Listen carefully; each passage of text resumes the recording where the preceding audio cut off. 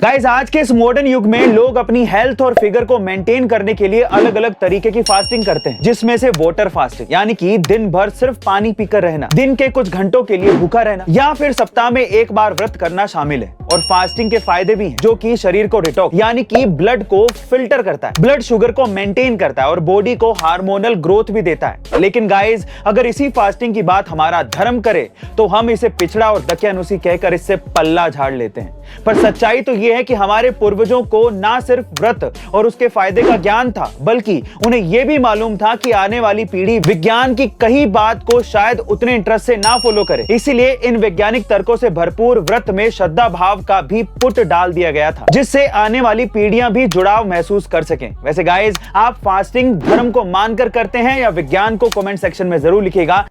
Guys, क्या आपको पता है कि हम भगवान की पूजा अर्चना दोनों हाथ जोड़कर ही क्यों करते हैं, किसी और मुद्रा में क्यों नहीं करते? तो चलिए आज इसके पीछे की योगिक साइंस जानते हैं। दरअसल हमारे शरीर में 7200 नाड़ियां हैं, जिसे दो अलग अलग भागों में बांटा गया है। इसका एक भाग पिंगला कहलाता है तो दूसरा भाग ईडा। और ये उसी तरह है जैसे भगवान शिव की अर्धनारीश्वर रूप, जिसमें शिव और शक्ति दोनों का वास होता है। दोनों की ही अपनी अपनी एनर्जी होती है। इसी तरह से जब हम हाथ जोड़ते हैं तो ये फ्लो साइकिल पूरा हो जाता है और हम ऐसी अवस्था में पहुंच जाते हैं जहां हम भगवान की पूरी मन और श्रद्धा से पूजा अर्चना करते हैं। वैसे गाइस, क्या आपको इससे पहले तक हाथ जोड़कर पूजा अर्चना करने की असली वजह पता थी? और अगर नहीं पता थी तो कमेंट सेक्शन में जरूर लिखिएगा।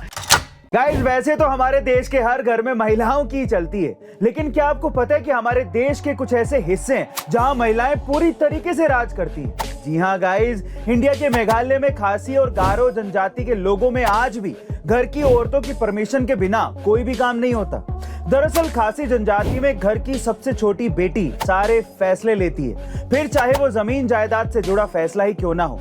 यही नहीं, वो शादी के बाद अपने ससुराल नहीं जाती, बल्कि उसका पति उसके साथ अपने ससुराल रहने आता है। उसी तरह गारो जनजाति में भी घर की सबसे बड़ी महिला ही सबसे शक्तिशाली होती है और उसके बेटा या बेटी दोनों ही उसका सरनेम ही यूज करते हैं, ना कि अपने पिता का। और तो और जब ये बेटा या बेटी शादी करते हैं तो बहू या दामाद दोनों को ही उसी बड़ी महिला का सरनेम यूज करना पड़ता है। वैसे गाइस, बताइए कि यही रीति रिवाज और नियम पूरे इंडिया में लागू हो जाए तो क्या परिवर्तन आएगा हमारी सोसाइटी में? कमेंट सेक्शन में जरूर लिखिएगा और ऐसे अमेजिंग वीडियोस के लिए A2 मोटिवेशन चैनल को सब्सक्राइब करना मत भूलिएगा। मिलते हैं अगली वीडियो में।